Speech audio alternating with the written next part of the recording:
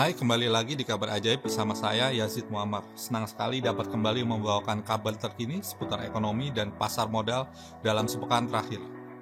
Kita memasuki kabar yang pertama. Piala Dunia dimulai SMA ketiban berkah. Piala Dunia 2022 Qatar telah dibuka pada Minggu 20 November 2022 pukul 21.45 WIB. Pembukaan Piala Dunia 2022 berlangsung di Stadion Al Bayt di Al Khor, Qatar, yang berkapasitas 60.000 penonton. Adapun pertandingan Qatar melawan Ekuador akan menjadi pembuka dan akan digelar di Stadion Al Bayt pada hari yang sama pukul 23 WIB. Emiten media pemegang hak siar resmi Piala Dunia 2022 PT Surya Citra Media Tbk atau SMA diyakini akan mendapat berkah pendapatan iklan dari gelaran sepak bola 4 tahunan ini. Perusahaan memperkirakan pendapatan iklan perseroan akan tumbuh positif selama momentum Piala Dunia 2022 berlangsung.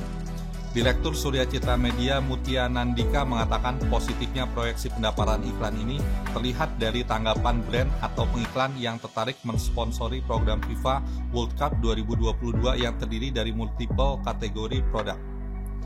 Kita memasuki kabar yang kedua. IHSG berpotensi tembus level 7.100 mendekati bulan Desember 2022. Kinerja Indeks Harga Saham Gabungan atau IHSG pekan lalu periode 14 hingga 18 November 2022 ditutup di teritori negatif dengan penurunan tipis 0,09%.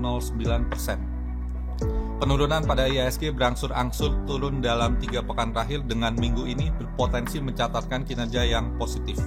Berdasarkan kinerja indeks sektoral yang ada dalam sepekan, sektor konsumer primer menjadi yang paling bertumbuh dengan kenaikan 1,01%. Sedangkan sektor infrastruktur dan material dasar kompak menjadi yang terlemah dengan penurunan yang sama, yakni minus 2,10%. Memasuki pekan terakhir di bulan November 2022, IHSG berpotensi bergerak positif antara level 7.050 hingga 7.150. Hal ini diperkuat oleh tren pergerakannya yang masih uptrend secara grafik di atas MA20 atau rata level dalam 1 bulan terakhir. Lanjut ke kabar yang ketiga.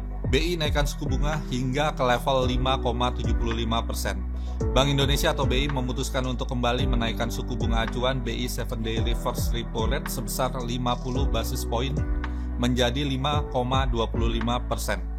Demikian juga suku bunga deposit facility naik sebesar 50 BPS menjadi 4,5%.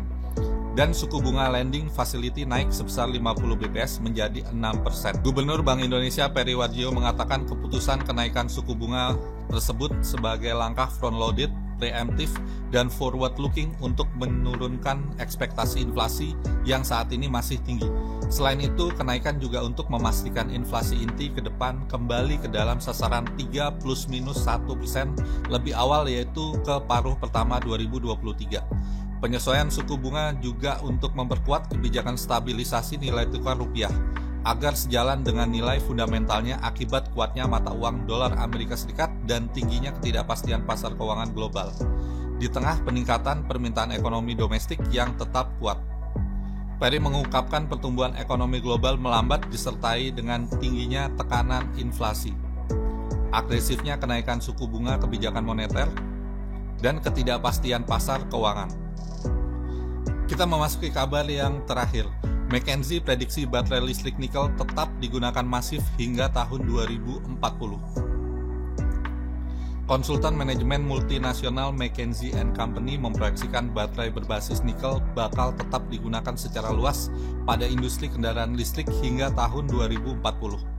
Proyeksi itu bertumpu pada pengembangan teknologi baterai listrik anyar yang membutuhkan waktu hingga 20 tahun untuk benar-benar siap dipasarkan.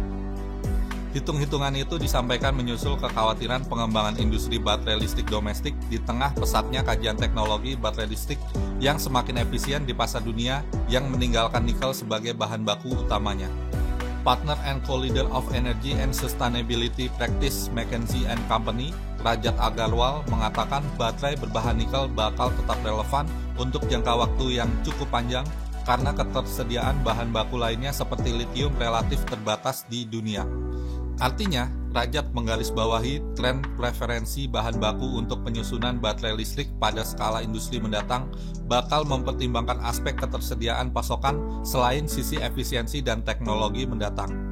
Dengan demikian, penggunaan nikel akan tetap strategis bagi pengembang baterai serta kendaraan listrik saat ini. Selain itu, Rajat mengatakan pengembangan teknologi baterai listrik menuju pada tingkat efisiensi yang lebih mutakhir membutuhkan waktu yang relatif lama.